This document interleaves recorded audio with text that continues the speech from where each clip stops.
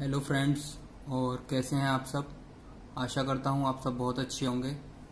Friends, अगर आपका कोई भी क्वेश्चन हुआ करे तो कमेंट में मुझे पूछ सकते हो आप। मैं कोशिश करूंगा उसका आंसर करने का।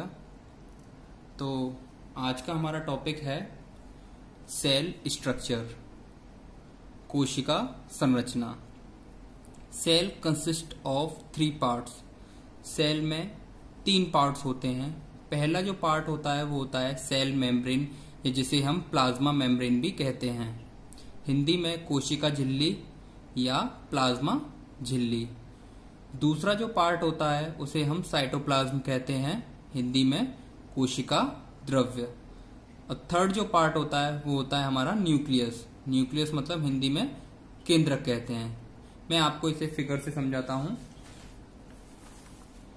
जैसे कि ये देखिए, ये मैंने एक सेल बनाया और सेल के अंदर ये है न्यूक्लियस। तो ये वाला जो आउटर मोस्ट पार्ट है इसको हम कहते हैं सेल मेम्ब्रेन, कोशिका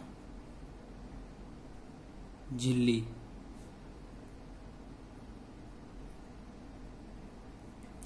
ये वाला जो पार्ट है ये है न्यूक्लियस, हिंदी में कहते हैं केंद्रक। अब ये जो यहां फ्लूइड फिल्ड रहता है न्यूक्लियस और सेल मेम्ब्रेन के बीच में, इस फ्लूइड को हम कहते हैं साइटोप्लाज्म। अब अगर न्यूक्लियस और साइटोप्लाज्म को मिलाकर या सम्मिलित रूप से कहें तो हम क्या कहते हैं, प्रोटोप्लाज्म। तो प्रोटोप्लाज्म क्या है, सेल मेम्ब्रेन के अंदर का जो भी पार्ट आता है पूरा, उसको हम प्रोटोप्लाज्म कहते हैं। साइटोप्लाज्म क्या है, जो ये फ्लूइड फिल्ड रहता है, और यह है न्यूक्लियस। तो न्यूक्लियस और साइटोप्लाज्म को सम्मिलित रूप से हम क्या कहते हैं, प्रोटोप्लाज्म कहते हैं। तो यही बात मैंने यहां लिखी हुई है, साइटोप्लाज्म और न्यूक्लियस को सम्मिलित रूप से हम प्रोटोप्लाज्म कहते हैं। अब आगे देखते हैं हम सेल मेम्ब्रेन को। सेल मेम्ब्रेन, कोशिका झिल्ली। कोशिका झिल्ली क्या होती है, outer boundary of the cell. Cell के जो बाहर वाली बाउंड्री होती है, जो उसका कवरिंग पार्ट होता है, उसको हम क्या कहते हैं, कोशिका झिल्ली। कोशिका झिल्ली कैसी होती है, लिविंग होती है। लिविंग मतलब जीवित। लिविंग का मतलब क्या है, जो जीवित होता है। जीवित मतलब ऑक्सीजन लेना, कार्बन डाइऑक्साइड निकालना, जो भी मतलब एक लिविंग बीइंग करता है उस तरीके से। तो सेल मेम्ब्रेन जो होती है वो कैसी होती है, लिविंग होती है। और ये क्वेश्चन कई बार एग्जाम्स में पूछा भी गया है। और सेल मेम्ब्रेन कैसी होती है, लचीली होती है, मुलायम होती है, इलास्टिक। और क्या होती है cell membrane, cell membrane selectively permeable membrane होती है। इन सब को मैं अभी डिटेल में एक्सप्लेन करूंगा। तो ये बात हमें याद रखनी है कि सेल मेम्ब्रेन क्या होती है, लिविंग होती है, इलास्टिक होती है मतलब लचीली होती है, और सिलेक्टिवली परमेबल मेम्ब्रेन होती है। सिलेक्टिवली परमेबल मतलब चयनात्मक पारगम्य झिल्ली। मतलब ये जो भी इसके अंदर आएगा या अंदर से कुछ भी बाहर जाएगा, उसका ये खुद चयन करेगी कि क्या बाहर जाना चाहिए और क्या अंदर आना चाहिए।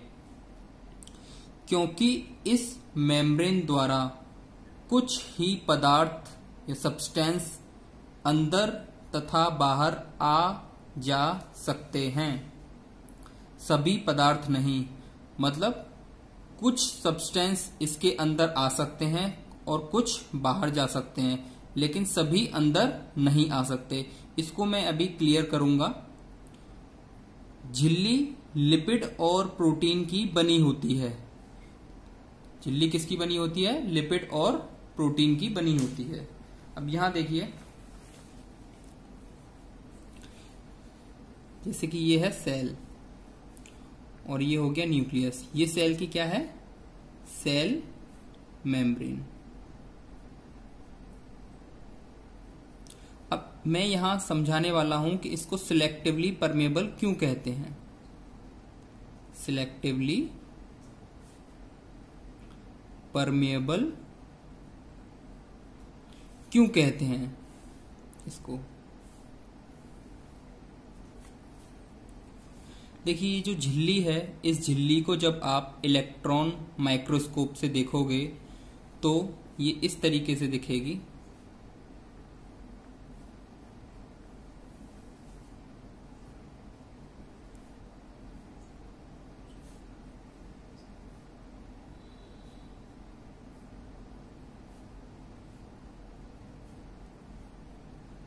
ये है लिपिड। लिपिड क्या होता है? लिपिड फैट का एक टाइप है। लिपिड फैट का एक टाइप है। और यहां लगी होती हैं प्रोटीन। ये प्रोटीन लगी होती हैं और कुछ इस तरीके से प्रोटीन होती हैं। और इन प्रोटीन के बीच में होता है पोर। पोर मतलब छेद, जिससे कुछ भी सब्सटेंस अंदर या बाहर आ जा सके। तो सिलेक्टिवली परमेबल इसको क्यों कहते हैं वो हम समझते हैं। जैसे कि कोई भी ह्यूमन है, ह्यूमन बीइंग्स में ब्रेन में क्या होती है? पिट्यूटरी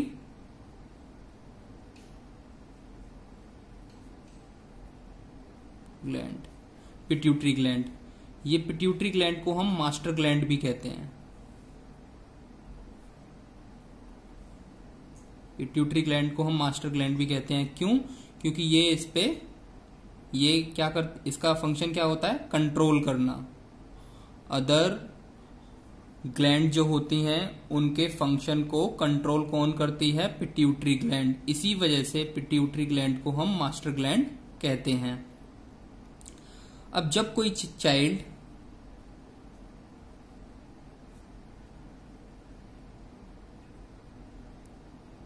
एडोलेंस पीरियड में एंट्री करता है, एडोलेंस को बोलते हैं किशोरावस्था,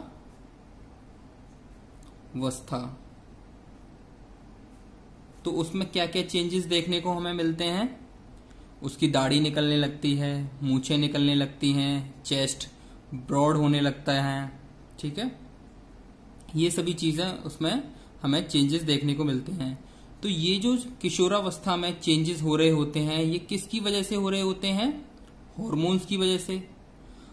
अब वो हॉर्मोन्स, जब कोई चाइल्ड किशोरावस्था में आया होगा या एडोलेंसेस पीरियड में आया होगा, तभी वो हॉर्मोन्स एक्टिव हुए होंगे।